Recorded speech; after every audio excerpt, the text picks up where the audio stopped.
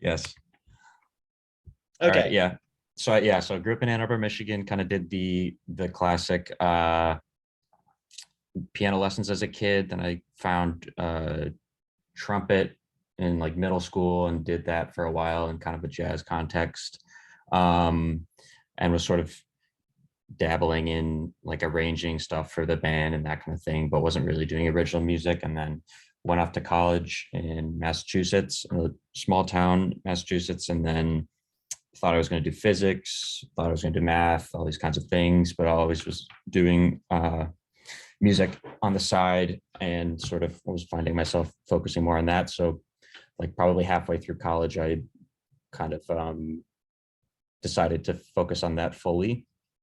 Yeah, like Eric said, it's most of my education has been in sort of a classical world, but I never really performed classical music, and I wasn't really like I guess my in to music wasn't really through classical. So I was kind of always having these sort of two sides of things where I was like very heavily studying very like kind of 20th century composers and sort of like your classic music education realm, but then everything I was doing was like more um like kind of composing within a studio, like using a studio as an instrument kind of thing. um and was also kind of into film scoring. I still do some of that a little bit, and have kind of been more interested in recently finding ways to use like field recordings and found sounds as a means to sort of build instruments, which I'll show some of that today. And I kind of the last 2 years I was in New York getting a master's degree at NYU, and that was kind of where I was like very heavily diving into that. But I was also still doing, I guess, composing for like a concert hall setting. I've like writing stuff for string quartets and things like that. And for me, I've really enjoyed that of sort of kind of being able to bounce around. And I think it's just kind of how it is just sort of always constantly trying to find what's inspiring and figuring out what is going to make sort of your artistic life move forward through that, and not getting too bogged down in one thing if it's not at that time being uh, not at that time the inspiring thing to you. So just kind of chasing what's on your mind at the moment. Um, and so I guess that would be a good place to maybe dive into a song. Yeah. Um, Do you do you have multiple projects going at the same time? Like, or yeah, are you focusing on one thing at a time? I think I would say like technically I have multiple things going at the same time. The like degree, I would say there's like one thing that I'm like kind of for like a little bit more in like a panic mode about at that time. If there's a deadline involved or something, and that's kind of becomes the thing. But I feel like there's always kind of there's always probably like two or three things that are kind of bouncing between. Sure. And then sort of as deadlines come up or things like that, then I guess maybe shifting more towards focusing on one thing. But yeah, I think that's another I could talk about that too. I think that's another thing that has, because I'm I guess in my career I'm kind of in this like just have finished school, figuring out exactly where I'm fitting in, what's kind of the route to have an actual make a living. And Mm-hmm. um It's and important. yeah, and the pacing of everything is like, school's very quick. You have like, you get an assignment, you have like a few months to do it, it's going to get played, all these kinds of things. And then real world is more like it's on you to make your idea happen, and then it could be 2 years from the actual writing of it that it sees the light of day or something like that. And kind of recalibrating to that, Mm-hmm. which can be tough. But Mm-hmm. yeah, I guess I Yeah. can play some stuff now. Yeah, that'd be great. Let's see here.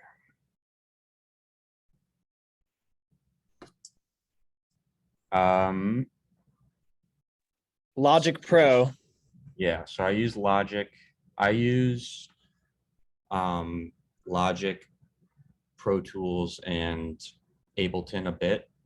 Kind of bouncing between them. I usually write in Logic just because I've been using that the longer, and it's kind of the quickest for me to like get ideas down without there being resistance of like not knowing how to do something or something like that. But I do a lot of mixing for other people. I do kind of like a random thing I've done recently is like editing podcasts, and I do that in Pro Tools. Because for me, that's like, it sounds, I don't know, I'm not trying to bash it, but like Pro Tools looks very uninspiring to me, which is actually good for those kinds of things. Because I'm not like, I'm just focusing on like the task. I'm not trying to like create things. Yeah. But oh yeah, before you play music, I think talking about learning setting versus real world, sounds like life as a musician is a patchwork of a lot of different gigs. Like basically whatever skills you have, if someone asks you, if someone will pay you money for it, and you're like, yeah, I know how to use this DAW software, and I can mix your podcast, you say yes. Yes. Yeah, you definitely exactly. do. And even if you don't even if it's like you know how to do half of it, you say yes, and then you just learn how to do the other half as well. And that's how it goes, and it works out in the end. All right, so what I'll play here is it's the second track off the album. It's called Mayhap, and this is kind of like, there's a bit of an intro track here that maybe I'll go back to a little bit, but the second one, the album was kind of the first thing that I put out into the public that is, I guess, like different from my more classical stuff. Everything else that's, publicly available is very kind of like a soundscapey, very slow. And I was pretty heavily working on things that had a little bit more rhythm to them, had a little bit more of like a beat to them, a little bit more of like a traditional song structure. And so I really wanted it to, from the beginning, I knew I really wanted to like have an opening that was like kind of sort of like an announcement. It like hit hard, and this is like this is where we are for this album. So that's what I was trying to do here. I also just play it through and then can talk about some of the stuff. So if you can't hear this, let me know.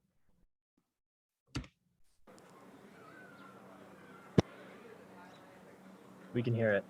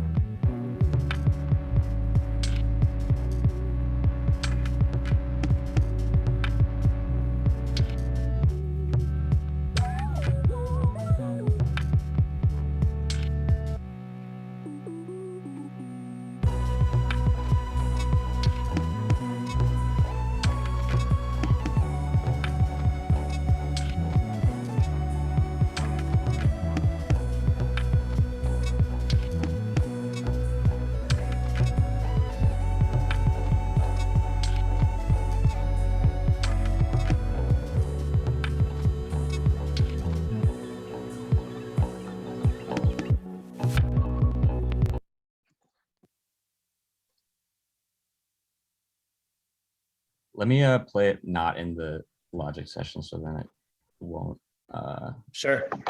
it won't blow up my computer. Pretty amazing.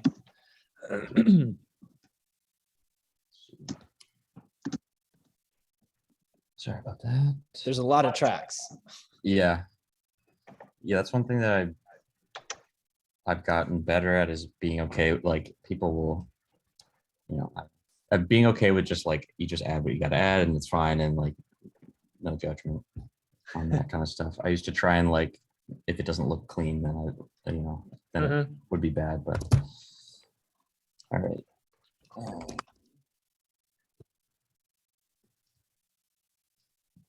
Still hear this?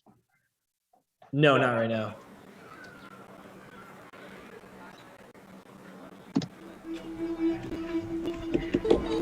Yes. Yeah. Yep. Okay. I'll go like halfway through.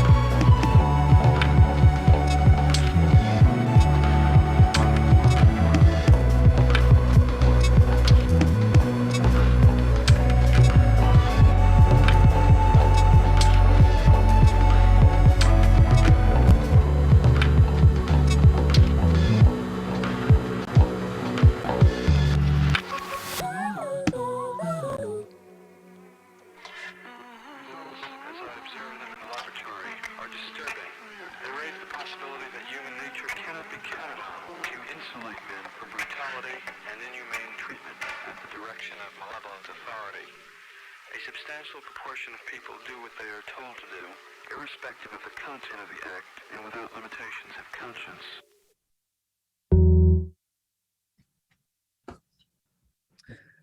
All right. Can we open it up to questions? Totally. Yeah. I'm gonna try and see if I can freeze some of these also while that's happening. Oh yeah. Yeah, Steven, go ahead. I know Eric said that you do a lot of different styles. That being said, despite that fact, are there any particular, I guess, people who you would say were your biggest inspiration? And would those people all be one general style, or is it all kind of different depending on what you make? Yeah, that's a good question. I think it definitely goes in waves, but I don't think it's necessarily tied to like the thing I'm working on. It's more just like the natural kind of what I'm listening to at the moment. And for this, I was listening to a lot of there's a band called Sun Lux. It's a trio that does a lot of like kind of sound design based. Here I can put the chat. There's a lot of like sound design, building instruments, kind of like sampling sort of orchestral instruments in ways that like totally blurs what they are, and just like building these really massive soundscapes. And yes, that's true. Yeah. And the kind of like lead of that band is a guy named Ryan Lott, who has he does sort of solo stuff too. And he sort of takes the lead on the like instrument building sides of things. So I definitely get a lot of inspiration from that. In the last like maybe last half of writing this album, I was listening to a lot of much more like solo singer songwriter kind of stuff. Um, uh, Madison Cunningham was someone I listened to a lot of.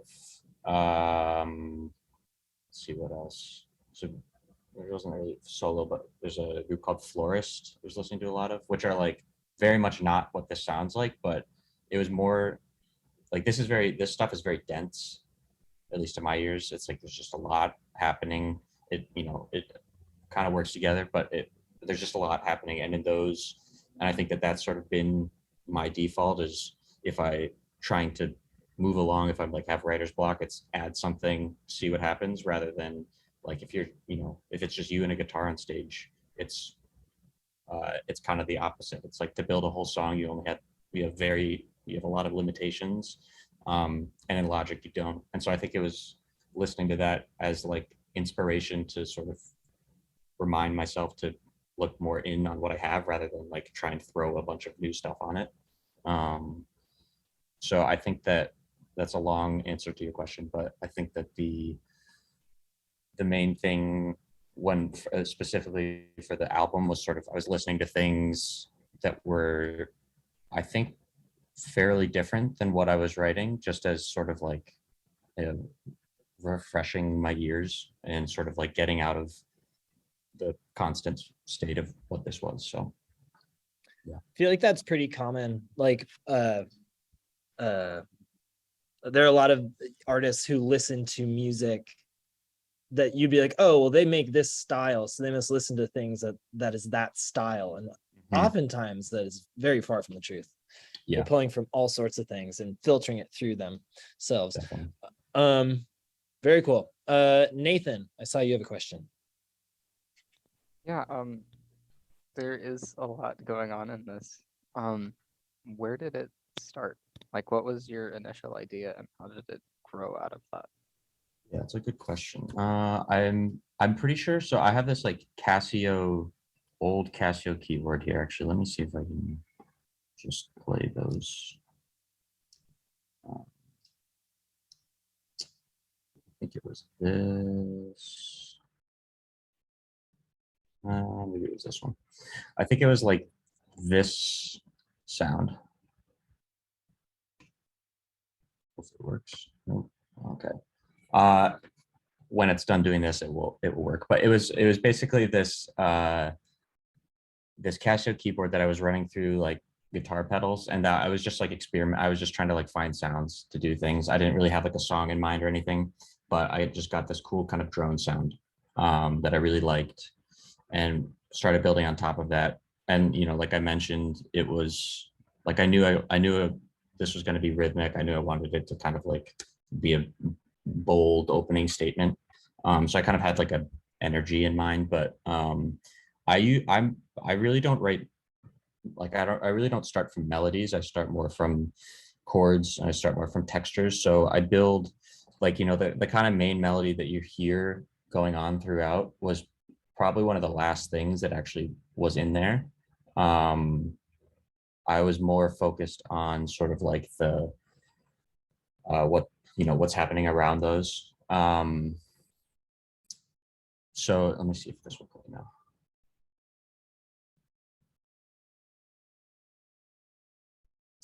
Not good. But yeah, so I think that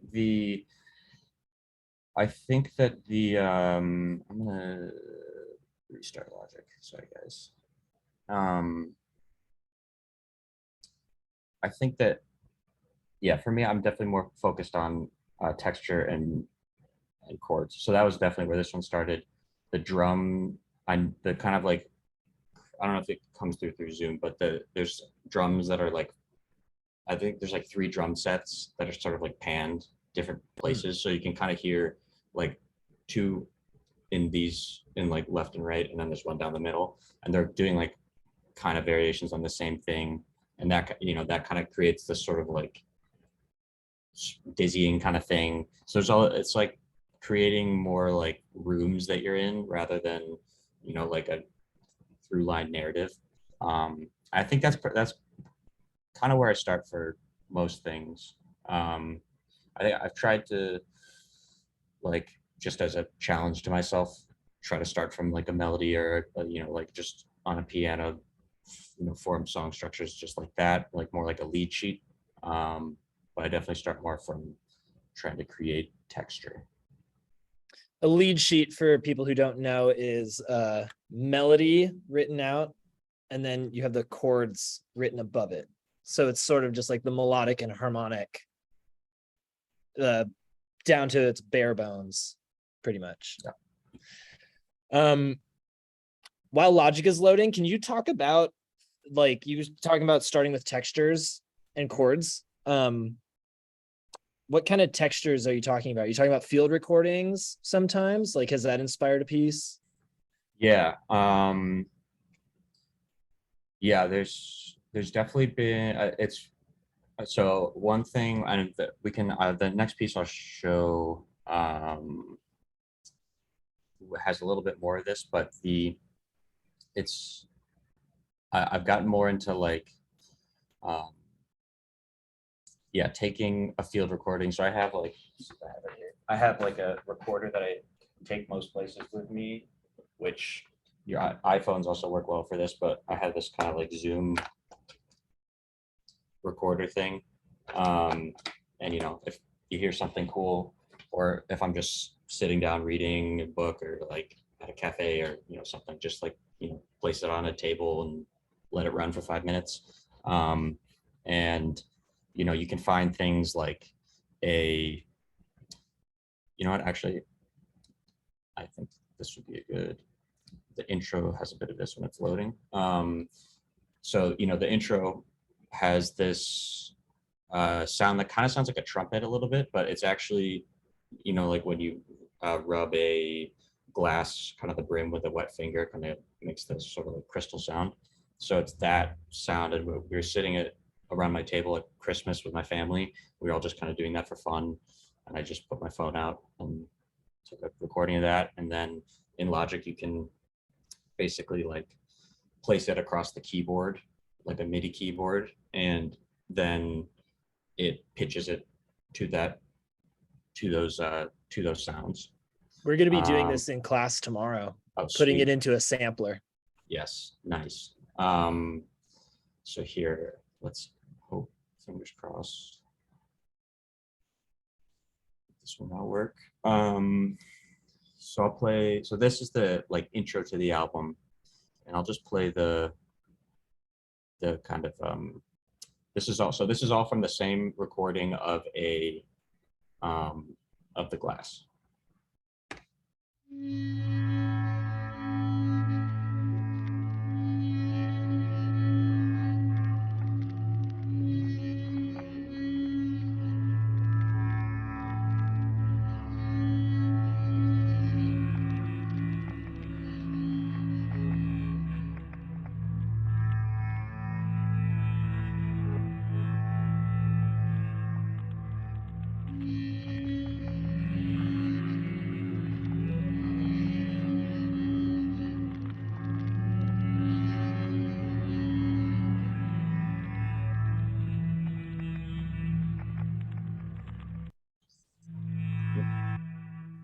So that's a little example of That's sort beautiful. of like, thank you. Yeah, it's the I think that, so yeah, when I'm saying textures, I think that especially for me, because I don't really work with like text or writing lyrics or poems, and so, you know, if there is an emotional sort of element to something, it's more like me, it's like a memory, or it's like an image, or it's something like that.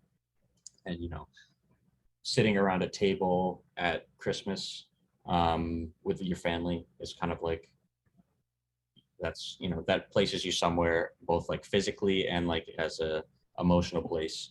And I think, you know, that's not explicitly heard, or, you know, something that I tell, oh, you know, but it's not like written in the song that that's where it is. But while I'm writing it, I'm in that place while I'm, you know, trying to make chords or melodies or something like that with that, with that recording, I'm in that place. So I feel like, if that's where I am, a listener might be able to, project their own similar emotional place on that. So I think that that's one thing I really like about field recordings is it, at least for me, it kind of places me because I think I'm very more image, I'm inspired much more by image. So I think that that's why I like the field recording sort of side of things a little more. I feel like the part that I feel like a lot of people can relate to what you just said, and I feel like what you just played for us, that could be its own composition right there. Yeah. That could be a whole piece. Yes. So you have that stuff like buried throughout. Are there any other questions? I feel like we should move on to another totally. piece of music, but are there any other questions for Dan?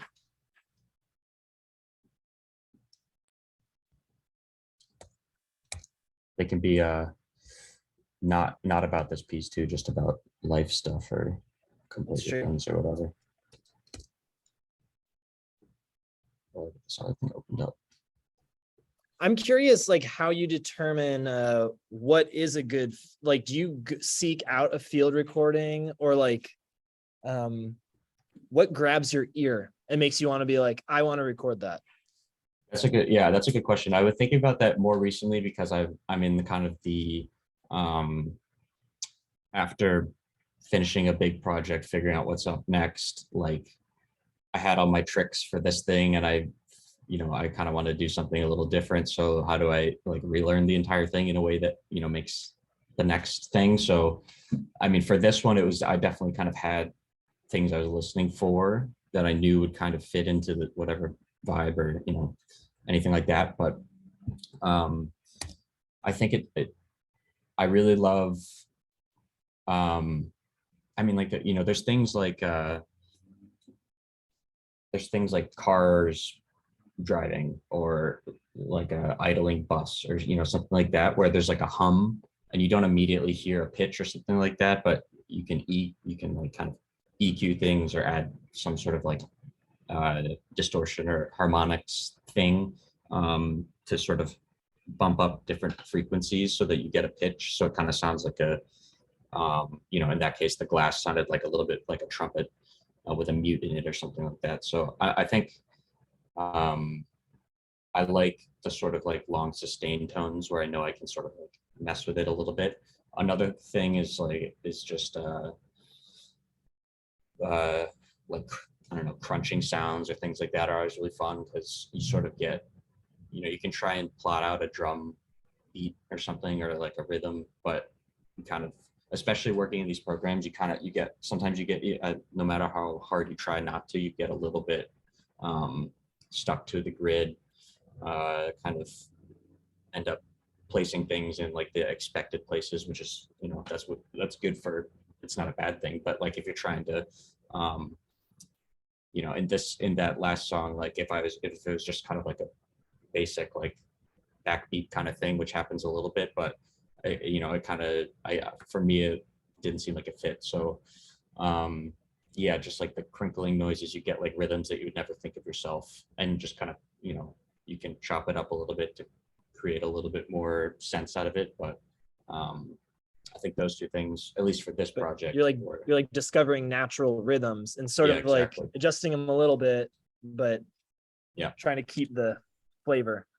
Exactly. Cool. All right, so I'll play this tune. This one's probably more in like the soundscape kind of world.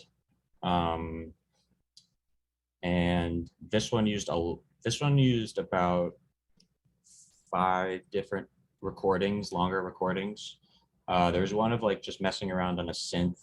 It's kind of like a loud, kind of aggressive synth sound that happens a few times. There's a recording of some voices singing in a garage, but they're kind of distant, like the microphone's a little further away from them. And then there's a clarinet and a chair that's like when you drag a chair on the ground and it kind of like squeaks a little bit. There's that. So this one's kind of slower, a little more down tempo, but it kind of starts with a hit. So there we go. Fingers crossed Logic likes me now.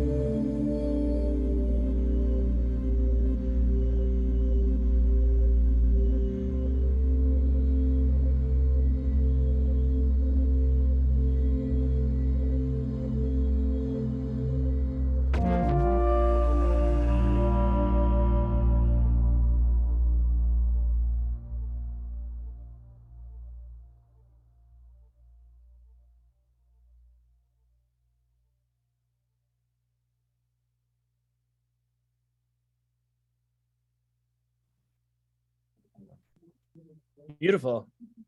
That, I feel like that brought me into like a meditative kind of place. Yeah, Felt definitely. great. Yeah, this one's called Shell, and it's kind of in the middle of the album. It's kind of one of those like reset buttons. There's a lot of like the kind of more rhythmic stuff, and then gets a little bit slower in the middle, and then kind of ends more with like what we heard before. So yeah. Any questions for Dan? That bass. Wow. Yeah. I'm trying to remember what that was. I could kind of dive into the sampler instruments a little bit. Oh, I see Nathan, you have a question? Yeah. Yeah. With all this textural stuff, Yeah. it's so like open and like atmospheric. How do you like find what direction you're going with it? Direction, sort of, you mean like direction in terms of like kind of like song form? Well, like song form, and also like you say that you like to start with the texture. How do you take that and like develop it? Because it's so Yeah, I think that I think that I think that as you get I don't know, I'd be curious also to hear what Eric has to say about this, but I feel like like if I think that I started this started with like this chord progression.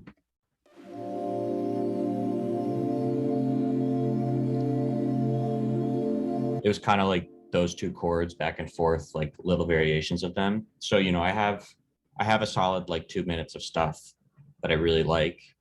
And so then you kind of like just as you do this more, and this is definitely, I've felt this is like you kind of just have your tricks that you just kind of go to, or you like, you know, one thing, I'm trying to remember which one it was. You know, there's like that for that long.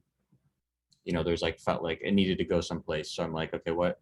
There's like these plugins that I know I like. There's this plugin called Little Alter Boy that I like a lot, and I just like sent it through this, which kind of changes like pitch and something called formant. And I just like, you know, I turned up the drive so it's going really, it's like heavily going through it, and like there's like big changes, and then it sounded like this.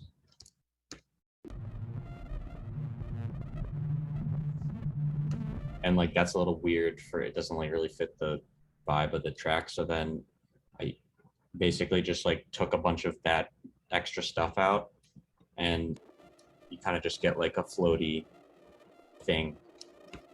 So I would say, you know, when there's these times when you kind of have, like you were saying, these very open moments, and it, you know, it seems, you know, that chord progression is sort of the piece, but then it's sort of about how you just like add the little things that sort of drive it forward. So, you know, like the little floaty, like sparkly bits are like just a little something that like, you know, perks your attention when it gets up there. The bass isn't, you know, it's another thing that like comes in halfway through this, and it's just like pretty heavy. And these sort of like big hits are something that came last. I thought that it needed some sort of like, it's not really necessarily rhythm, but it does like pace it a little bit. You know, there's like 4 of them, I think, ish. There's kind of a half of one too. So that's sort of just like marking time basically. So there's a way for you to get from A to B. And so that's a long way of saying there's like just these tricks. So there's, you know, there's just these things that you think about. There's things that I'm thinking about that are like the songs that I like, what did they do well? And I think that for me, I always admire like the subtle changes that, you know, like make me pay attention, but it's not like, it doesn't have to be a left turn. It doesn't have to be like a new song. It can just be like, it could be like one single note that all of a sudden comes in that's at the top, that's just like floating at the top, but it like completely changes everything. So I always am kind of trying to find those things. Good question, Nathan. We only have a few minutes left, so get your last questions in here before we thank Dan and get out of here. Yeah, Anthony.